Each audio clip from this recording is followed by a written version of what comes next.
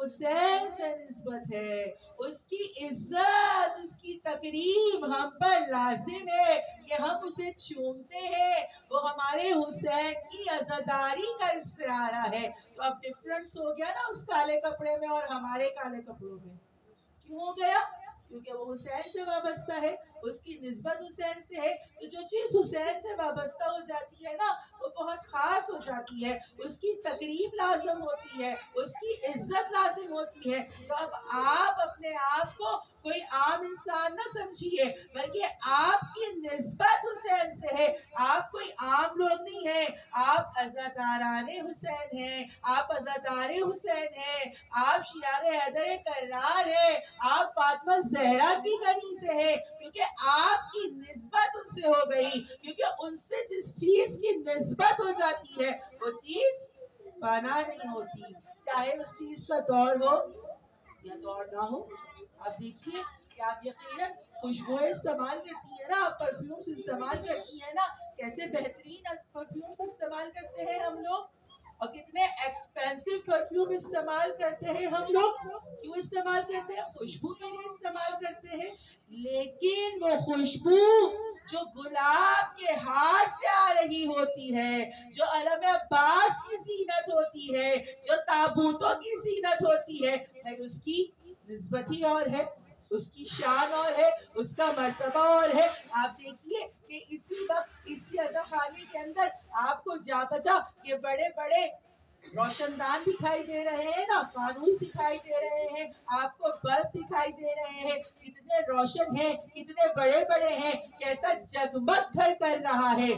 اب یہ دور وہ دور ہے کہ اگر چند لمحات کے لیے آپ کے ہاں لائٹ چلی بھی جائے تو کم سے کم اس کا نعم البدل آپ کے پاس موجود ہے، جنریٹرز موجود ہیں، یو پی ایس موجود ہیں، اور آج کل تو ویسے ہی سب کے گھروں میں اب اس سے بھی زیادہ جدید چیزیں لگی ہیں کہ لائٹ جاتی نہیں، اب تو ہر کوئی اپنے گھر میں خود مختار ہے، خود ہی بجلی بنا رہا ہے، یعنی ہمارے یہاں تو بڑی بجلی ہے، ہمارے گھروں میں بجلی تو موجود ہے نا، اب چاہے وہ کہ الیکٹرک سے آ رہی ہو یا ہم گھر میں بنا رہے ہو، اب ہمیں شمع کی ضرورت نہیں ہے، ہمیں شمع کی ضرورت ہی نہیں ہے۔ بھئی کسی کو شمع کی ضرورت ہے کہ اپنے گھروں میں شمع جلائے، لیکن حسین سے وعدہ ہے جب بھی شب عاشور آئے گی، چاہے لاکھ بجلی موجود ہو، لیکن ہر کوئی اپنے اپنے حصے کی شمع جلائے گا اور اپنے امام سے وعدہ کرے گا، یا امام آپ نے چراغ خیمہ کو بجھا دیا تھا، لیکن ہم یہ چراغ جلا کے بتا رہے ہیں، مولا آپ سے وعدہ کر رہے ہیں کہ اگر ہم بھی کربلا میں ہوتے تو اپنی جانوں کا نذرانہ آپ پر سے پیش کر دیتے۔ یعنی معلوم یہ ہوا کل قصہ مختصر، جو چیز حسین سے وابستہ ہوتی چلی گئی اسے حسین نے فنا نہیں ہونے دیا، وہ عزاداری کا حصہ ہو گیا۔ اور کیوں عزاداری کا حصہ ہو گیا؟ میں نے بارہا یہاں پر بھی خطاب کرتے ہوئے کہا کہ جب ایک مرتبہ حسین نے کربلا میں سن 61 ہجری عصر عاشورہ کہا تھا نا کہ حل من ناصر یہ سننا کہ ہے کوئی حسین کی مدد کرنے والا، تو جب کائنات کا امام مدد کے لیے بلا رہا ہو، کائنات کا امام آواز دے رہا ہو، تو کیوں کر ممکن ہے کہ اللہ کی بنائی ہوئی خلقت، اللہ کی بنائی ہوئی مخلوق اپنے امام کی آواز پہ لبیک کہتے ہوئے نہ آئے؟ بس القصہ مختصر مومنات گرامی، یہی وجہ ہے کہ آج کی مجلس کا انعقاد، مجلس تو حسین کی ہے، لیکن اس مجلس کے اندر جو حسین کی شہادت بیان ہوگی وہ بعض زبان زعفر جن کے ہوگی۔ کون زعفر؟ کہ پروردگار عالم ایک مرتبہ آپ سب کو کربلا معلی کی زیارت نصیب فرمائے، جو جا چکے انہوں نے دیکھا ہوگا، اور جو نہیں گئے وہ اپنے اپنے کارواں کے سالار سے یہ ضرور کہے کہ ہمیں مقام زعفر جن دکھاؤ، کہ جہاں پر زعفر آیا تھا امام حسین کی نصرت کے لیے۔ کون زعفر؟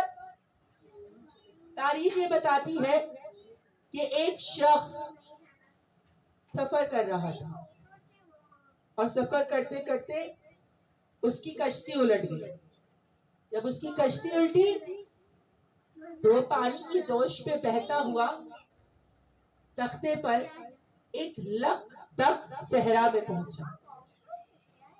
जब वो उस सहरा में पहुंचा तो उसने वहां पर एक अजीब मंजर देखा। उसने देखा कि सहरा के बीचों बीच एक शख्स मौजूद है कि जिसका सर झुका हुआ है, जिसकी जुल्फें बिखरी हुई है और वो अपना सर झुकाए रो रहा है। जब वो रोता है तो उसके रोने के जवाब में लाखों लोगों के रोने की आवाज आती है, लेकिन कोई नजर नहीं आ रहा मां सिवाय उस शख्स के। वो शख्स बड़ा परेशान हुआ, एक मर्तबा करीब गया। जब वो करीब गया तो उसने जाकर देखा कि वो जो सहरा में शख्स बैठा हुआ है ना, जो गिरिया कर रहा है, वो फकत गिरिया नहीं कर रहा बल्कि अपनी उंगली से रेत पर सहरा के अंदर या हुसैन लिखता है और फिर रोता है। जब वो रोता है तो उसके साथ साथ कई लाखों मर्दों जन की आवाजें रोने की आती है, लेकिन कोई नजर नहीं आ रहा। एक मर्तबा वो बड़ा परेशान हुआ। उसने उस शख्स से कहा कि ऐ शख्स तू कौन है? मैं तुझे जानता नहीं, लेकिन तू मेरे आका और मौला का नाम लिख रहा है, यानी तेरा और मेरा हुसैनी रिश्ता तो है। उसी रिश्ते की वजह से मैं तुझसे पूछ रहा हूँ कि तू कौन है। एक मर्तबा उस शख्स ने अपने चेहरे को ऊपर उठाया। तो चेहरे को ऊपर उठाया तो उसकी आंखों में आंसू थे। उसकी दहकती हुई सुर्ख अंगारा आंखें थी और उनमें आंसू भरे हुए थे। एक मर्तबा उसने कहा कि मेरा नाम जाफर बिन राहिल जिन है। कहा तुम इस सहरा में क्यों बैठे हुए हो और ये हुसैन का नाम क्यों लिख रहे हो? कहा मुझे हुसैन ने कहा था, जब मैं हुसैन की नुसरत के लिए गया था, मैंने अपने आका से कहा था, मौला मौला गुलाम को इजाजत दीजिए, मौला मैं अपने साथ कई लाखों का लश्कर लेकर आया हूँ, मौला मुझे बस मरने की और लड़ने की इजाजत दे दीजिए। एक मर्तबा हुसैन ने कहा था, जाफर हमने लड़ने की इजाजत तो उसे भी न दी कि जिसे सारी जिंदगी करबला के लिए मांगा था। जाफर मेरा भाई दिल में अरे तलवार उठाने की हसरत लिए इस दुनिया से चला गया था। जाफर अरे हुसैन तुझे लड़ने की इजाजत नहीं दे सकता। फिर मैंने मौला से अर्ज की, मौला मुझे कुछ तो नुसरत के लिए अता कर दीजिए। एक मर्तबा मेरे हुसैन मौला ने मुझसे कहा था, जाफर अरे जब तक जिंदा रहना अरे मेरे नाम की मजलिस करना, अरे तुम्हारे आंसू और मेरे अज़ादारों के आंसू अरे मेरे मरहम है, यही वजह है। अरे आप जब रोने पे आमादा होती है ना, अरे बकैये की टूटी हुई कब्र से एक पहलू शिकस्ता माँ अरे फौरन आपके चेहरों के सामने अपना रुमाल कर देती है, अपने बच्चे के लिए मरहम जमा करती है। आज़ादार हुसैन अरे रोजे आशूरा था, अरे जाफर अरे अपनी ताज पोशी का जश्न कर रहा था। जाफर कहता है कि ऐसे आलम में अरे तमाम जन्ना अरे दूर दूर से अरे शहंशाह जिन्नात के जश्न में आ रहे थे कि दो जिन रोते पीटते दरबार में दाखिल हुए और कहने लगे, ऐ जाफर अरे जिनके सदके में तुझे ये शहंशाहियत मिली, अरे उन्हीं का घर अरे करबला में लुट रहा है। अरे हम इराक से आ रहे हैं और हम ये देखा आते हुए हुसैन 6 महीने वाले को अरे अपनी जुल्फ़िकार से कब्र खोद कर अरे कब्र के सुपुर्द कर रहे थे। हाँ रोने वालों, एक मर्तबा जाफर ने अरे अपना ताज उतार कर जमीन पर फेंक दिया।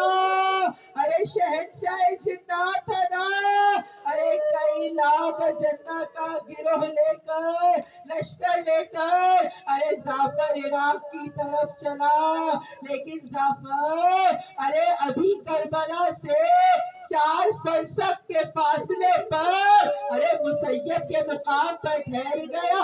ارے آپ مسیب کو جانتی ہے نا کہ جہاں پر جناب مسلم بن عقیل کے ارے بچوں کے مزار موجود ہے، ہاں اسی مقام پر جعفر ٹھہر گیا۔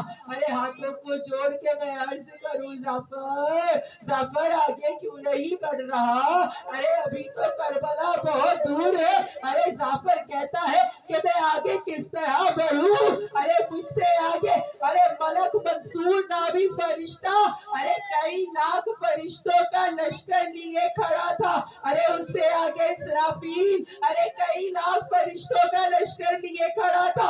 ارے اس سے آگے اسرائیل کئی لاکھ فرشتوں کے ساتھ کھڑا تھا۔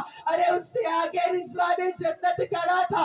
ارے ایک ایک فرشتہ ایک ایک ملک کئی فرشتوں کا دستہ لیے ارے ہم سے آگے کھڑے ہوئے تھے۔ فرشتوں سے آگے ارے جنت کی تمام مخلوق صفے باندھے کھڑی تھی۔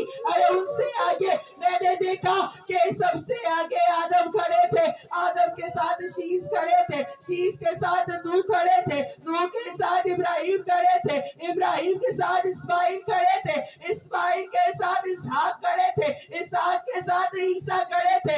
ارے 1,24,000 پیغمبر ارے تمام کے تمام ارے صفے باندھے ہوئے ارے کربلا میں کھڑے تھے۔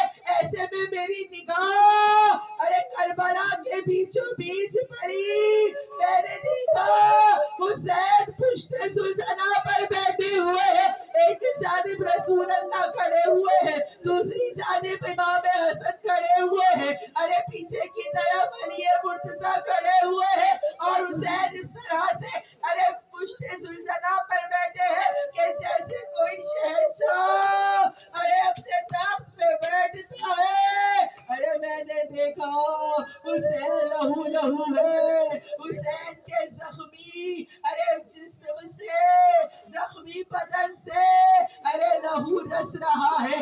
ایسے عالم میں میں نے سوچا کہ مجھ سے آگے اتنے بڑے بڑے انبیاء اولیاء ملک کئی لاکھ کا لشکر لیے امام حسین کی نصرت کے لیے کھڑے ہیں۔ ارے حسین تو مجھے جانتے بھی نہیں ہوگے، حسین مجھے پہچانتے بھی نہیں ہوگے۔ بس جعفر یہ سوچ ہی رہا تھا کہ جعفر نے دیکھا حسین نے اپنا چہرہ ارے آسمان کی طرف کیا، اور جعفر کو دیکھ کر حسین نے کہا جعفر حسین کے قریب آ جا۔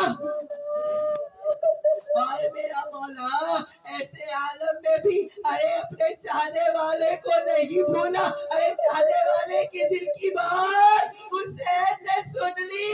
ایک مرتبہ ارے جعفر حسین کے قریب آیا، ارے جعفر سے کہا حسین نے، کہو جعفر کیسے آئے ہو؟ کہا مولا نصرت کے لیے آیا ہوں۔ کہا تمہیں نصرت کی اجازت نہیں دے سکتا۔ کہا مولا اگر آپ چاہیں تو میں انسانی نبادے میں آ کر نصرت کر لوں آپ کی۔ کہا حسین نے جعفر ارے یہ تو دھوکہ دینے کی بات ہوگی، ارے حسین کبھی کسی کو دھوکہ نہیں دے سکتا۔